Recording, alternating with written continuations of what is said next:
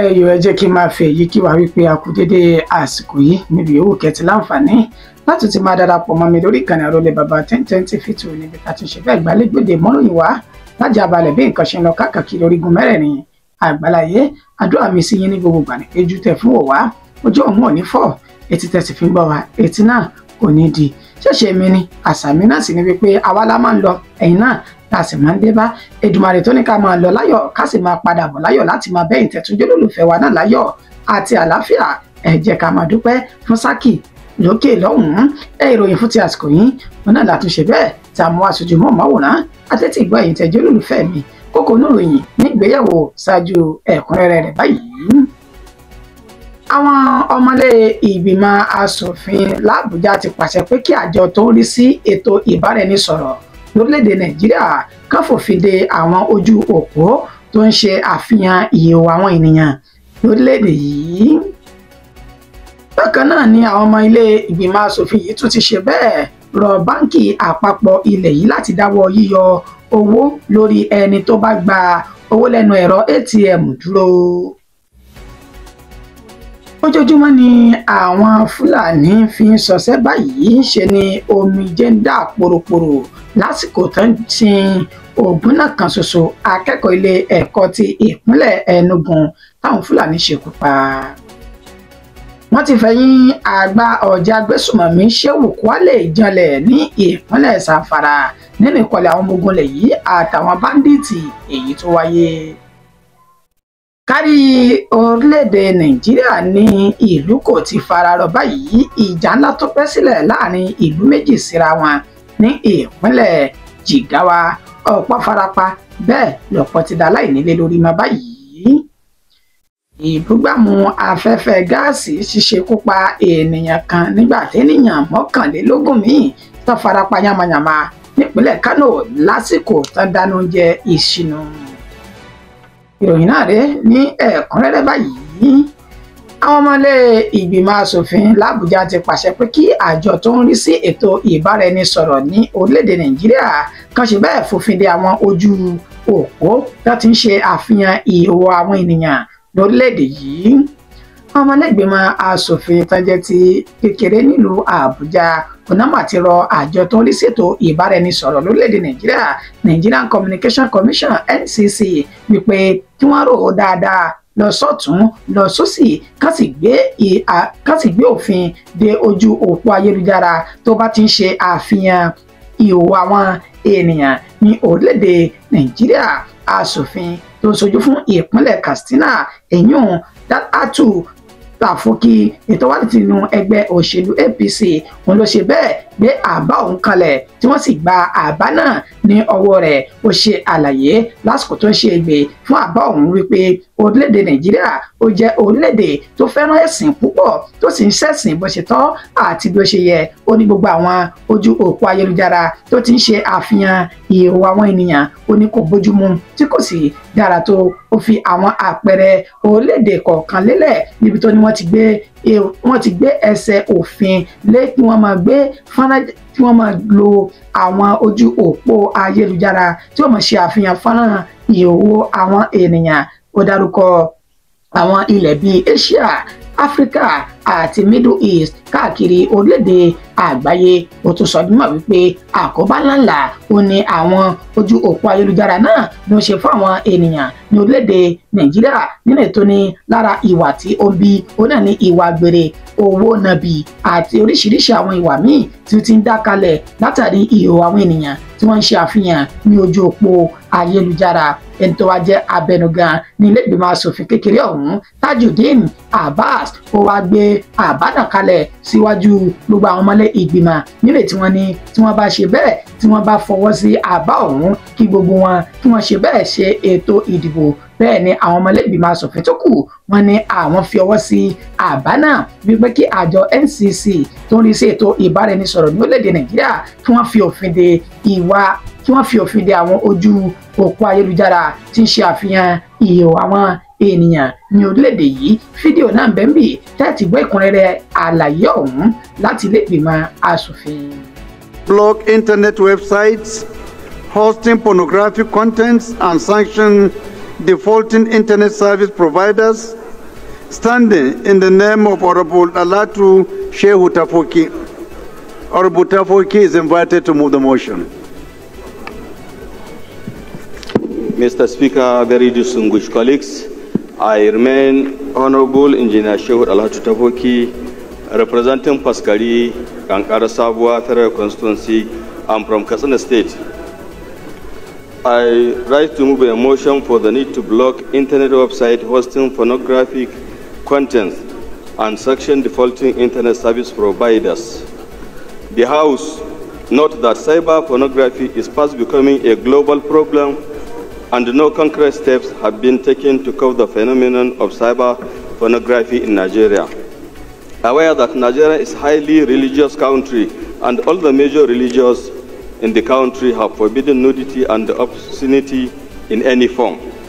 Also note that countries across Asia, Africa, and the Middle East have enacted legislation that ban pornography in their domains. Aware that renowned psychologists and sociologists around the world have issued stern warning on this psychological, sociological, and mental consequences of viewing pornography contents. Concerned deeply that some of the immediate effects of viewing pornography contents include A. Causing deception in marriage and which may later on affect family life. B. Promoting adultery, prostitution, and many oral expectations that can result in dangerous, promiscuous behavior. C. Leading to addiction, escalation, desensitization, and the acting out sexually by one person. D. Change of attitude toward oneself and his family. Resolve 2. 1. Urge the Nigerian Communication Commission, NCC, to direct the internet service providers operating in the country to take immediate steps to block all websites that host obscene and pornography content. 2. Also urge the Nigerian Communication Commission to apply the full rigors of the Nigerian Communication Act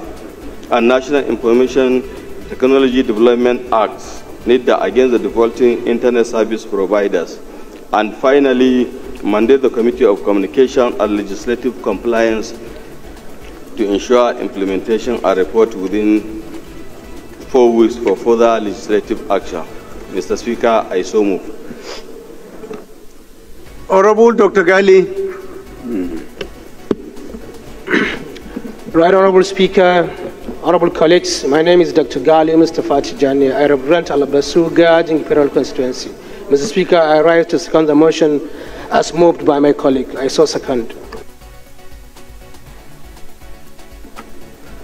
Those in support of this motion should say aye. Those against should say nay. Amendments. Amendment, Mr. Speaker. I will put the question again. Those in support of this motion should say aye. Aye. Those against should say nay. The ayes have it. This motion is referred to the Committees on Communication and Information for further legislative action. In the 8th order of the day. Ẹ káàbọ̀ padà. Bákan náà ní ilé ìgbìmọ̀ àwọn aṣòfin náà ni mo sì wà báyìí. Àwọn ọmọlẹ́gbìmọ̀ aṣòfin ní Àbújá ti rọ báńkì àpapọ̀ ilẹ̀ yìí láti dáwọ́ yíyọ owó lórí ẹni tó bá ń lo ẹ̀rọ ATM dúró fún àkókò díẹ̀ náà. Ẹni tó jẹ́ aṣòfin Marcus Onobun òní ó gbé àbá ọ̀hún kalẹ̀ ní iwájú ilé ìgbìmọ̀ aṣòfin lẹ́nìí níbi tó ti ṣe ní àlàyé wípé níṣe ni kí báńkì àpapọ̀ ní orílẹ̀-èdè Nàìjíríà Central Bank of Nigeria kí wọ́n sì ṣe sùúrù náà lórí àbá wọn wípé àwọn yóò máa yọ owó tó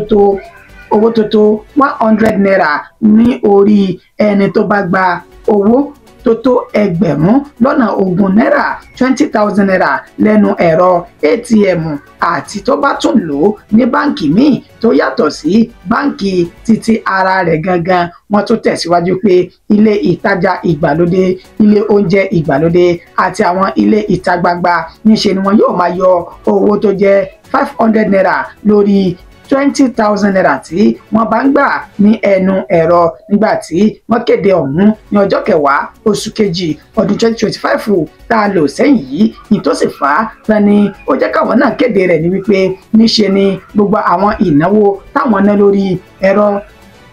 ẹ̀rọ tí ń pọ owó fún wa ATM àti àwọn nǹkan míì táwọn náà ń lò òun ló ti di ọ̀wọ́n gógó báyìí níbẹ̀ tó sì ní kí gbogbo ẹ̀ lè máa lọ ní ìrọwọ́ àti ìrọsẹ̀ àwọn nílò owó tabua sí i níbẹ̀ tó sì ní ibi táwọn sì ti lè rí owó náà ó ní àwọn ètò táwọn gbé kalẹ̀ láti mọ owó orí lọ́dọ̀ àwọn ọmọ orílẹ̀-èdè Nàìjíríà níṣe ni àwọn aṣòfin ọ̀hún náà bá gba ọ̀rọ̀ náà èyí tí àbá Marcus Onobun tó fi lélẹ̀ wípé ká sì ṣe sùúrù náà o káwọn jọ jókòó káwọn rò lọ sọ́tún rò lọ sósì kó tó di wípé wọ́n bẹ̀rẹ̀ sí ní yọ owó ọ̀hún wọn nítorí tán bá gbé ìgbésẹ̀ náà tó sì ṣe lọ bẹ́ẹ̀ níṣẹ́ ni yóò tún lékún ìnira táwọn ọmọ orílẹ̀-èdè Nàìjíríà tí wọ́n ń kojú lásìkò yìí pẹ̀lú bí kò ṣe sí oúnjẹ tẹ́bi ọ̀pàgbà fọ́ọ́mẹ́kẹ́ tó tún ṣe bẹ́ẹ̀ bá wàá fira ní orílẹ̀-èdè Nàìjíríà wọ́n ní fún ìdí èyí tá a bá tún wá ní kẹ́ bẹ̀rẹ̀ ìgbésẹ̀ láti máa yọ owó lórí àwọn ọmọ orílẹ̀-èdè Nàìjíríà ní ẹnu ATM yóò tún fi ìnira kún ìnira àwọn ọmọ orílẹ̀-èdè yìí ni fún ìdí èyí ẹ jẹ́ kí ilé ìgbìmọ̀ asòfin kájọ jókòó rò dáadáa ká sì pe àwọn tí ọ̀rọ̀ kàn gbọ̀ngbọ̀n kájọ rò ó kó tó di wípé ẹ gbé ọ̀rọ̀ náà jáde gẹ́gẹ́ bí òfin. Ojoojúmọ́ ni àwọn Fúlàní fi ń ṣọṣẹ́ báyìí ṣe ni omijé ń dá pòròpòrò lásìkò tó ń sin Ògúnná kan ṣoṣo takẹ́kọ̀ọ́ ilé ẹ̀kọ́ gíga ní ìpínlẹ̀ Enugu táwọn Fúlàní ṣekú pa mọ́ òbí rẹ̀ lọ́wọ́. Akẹ́kọ̀ọ́ ẹni ọdún 29 èyí tí orúkọ rẹ̀ ń jẹ́ Donatus Ndubuisi ẹni tó jẹ́ akẹ́kọ̀ọ́ ilé ẹ̀kọ́ gíga ti ìpínlẹ̀ Enugu ó ní àwọn Fúlàní darandaran náà ṣekú pa ní abúlé tó pè ní Amofia Umuwu Ẹ̀há Àmúfò ní ìpínlẹ̀ Enugu náà ní ọjọ́ 28 oṣù kejì tá a lò sẹ́yìn ó ní ìṣẹ̀lẹ̀ náà ó ní ó ṣẹlẹ̀ lásìkò tá a sọ dímọ̀ wípé olóògbé ọ̀hún Ndubuisi ó lọ ṣe àbẹ̀wò sí ìyá rẹ̀ tí ń bẹ ní abúlé náà láti lọ ṣe ìrànlọ́wọ́ fún ìyá náà ó bá ìyá ọ̀hún ní inú oko ẹ̀gẹ́ níbi tó ti ń ṣe bẹ́ẹ̀ wú ẹ̀gẹ́ nínú oko náà ó gbìyànjú láti ran ìyá rẹ̀ lọ́wọ́ níṣe ni àwọn Fúlàní darandaran ọ̀hún náà bá ká wọn mọ́ inú oko ọ̀hún wọ́n gbìyànjú láti sá àsálà fún ẹ̀mí wọn ṣùgbọ́n wọ́n ní àwọn Fúlàní darandaran náà ṣe bẹ́ẹ̀ yin ìbọn lu ọ̀dọ́kùnrin ẹni ọdún 29 ọ̀hún tí orúkọ rẹ̀ ń jẹ́ Ndubuisi tó sì ṣe bẹ́ẹ̀ gba èkúrújẹ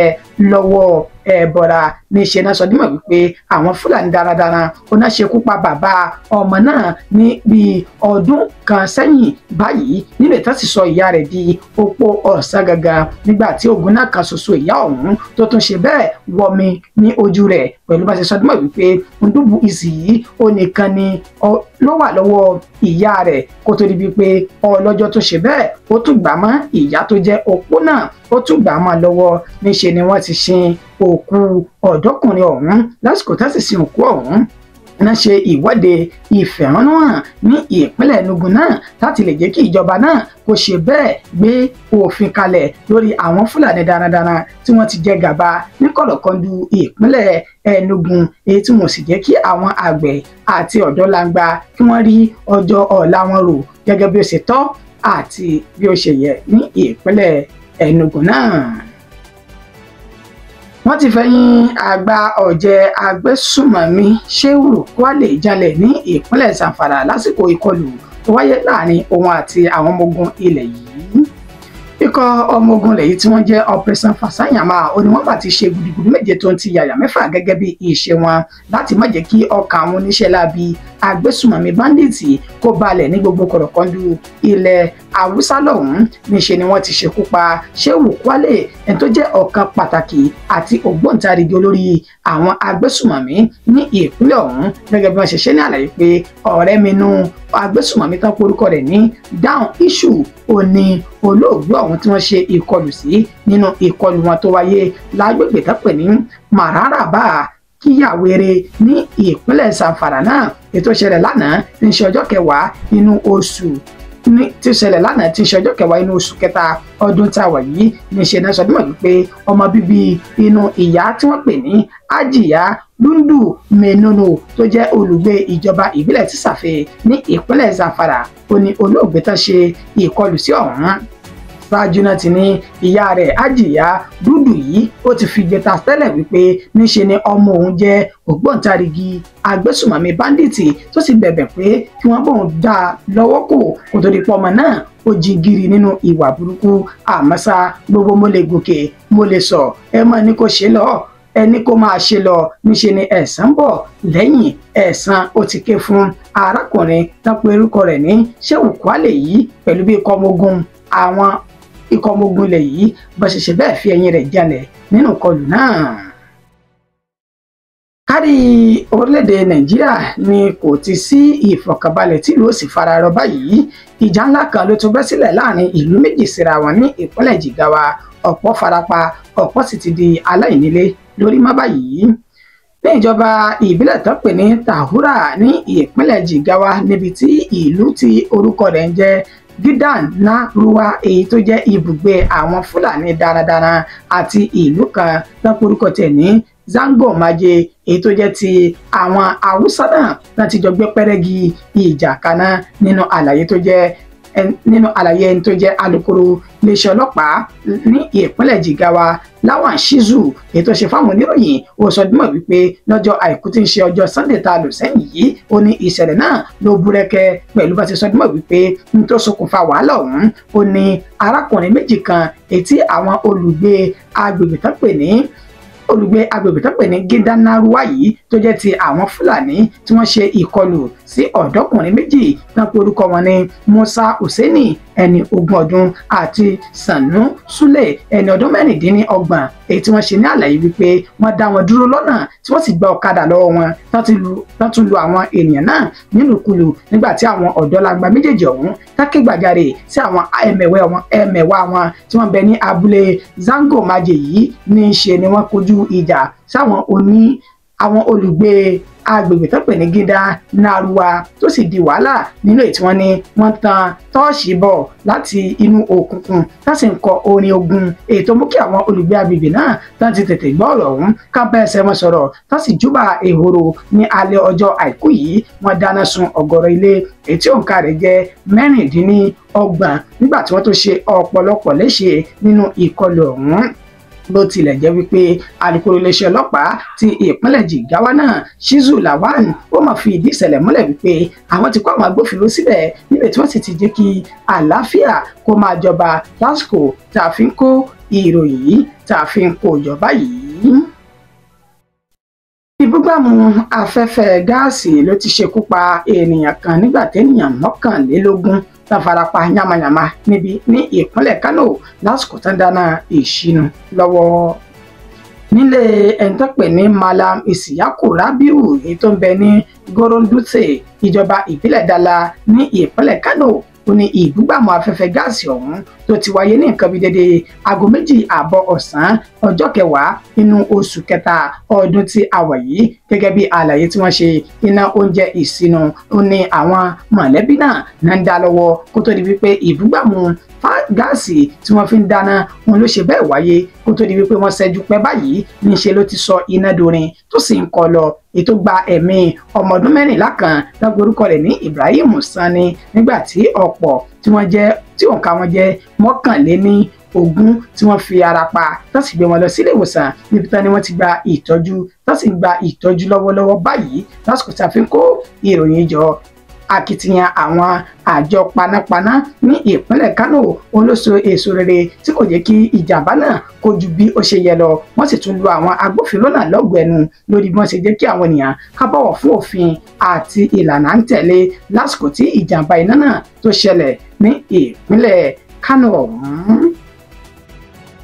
ẹ̀yin àgbà lẹ́ni kì í dùn kó pọ̀ ṣókí òní ọbẹ̀ oge mọ̀ọ́dẹ̀mọ̀ọ́dẹ̀ kí fìlà kọ́mọ̀sí kọjá ìpéǹpéjú ìròyìn wa kò jù báyìí lọ fún ti àsìkò yìí ṣùgbọ́n ṣáájú kí n tó máa lọ ẹ jẹ́ kí gbogbo ẹ̀yin ẹni bí ẹni èèyàn bí èèyàn tẹ́ ń fi ìfẹ́ hàn sí wa lórí ìkànnì tá a wà yìí ní gbogbo ìgbà àti gbogbo àsìkò adúpẹ́ púpọ̀ lọ́wọ́ màmá wa Tina Parker lórí àtìlẹ́yìn èyí tí wọ́n ń ṣe fún wa ní gbogbo ìgbà àti ànáwọ́sí wọn lórí ìkànnì Àrólé bàbá 1010 TV2 tá a wà yìí bákan náà láti dúpẹ́ lọ́wọ́ gbogbo ẹ̀yin tẹ́ jẹ́ olólùfẹ́ tẹ́ ń dúró tì wá nípa kẹ́ ẹ máa fi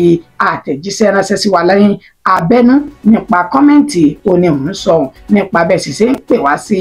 àkíyèsí ẹ̀ṣẹ̀lẹ̀ gbogbo ẹ̀ náà òun là ń ṣe àmúlò tó sì ń so èso rere fún wa àwa láàmú wa o ẹ̀yin náà láti máa bá adúpẹ́ púpọ̀ lọ́pọ̀lọpọ̀ lọ́wọ́ yín pé kú àdúrótì gbogbogbà Elédùmarè yóò máa jẹ́ onídùúró ẹnìkọ̀ọ̀kan wa títí dìgbà tá a tún padà máa pàdé lórí ìkànnì tá a wà yìí ó kọ́ mi ò ní yí padà àyànfẹ́ Elédùmarè òun lèmi jẹ́ ó dàárọ̀ oorun ayọ̀ lásùn.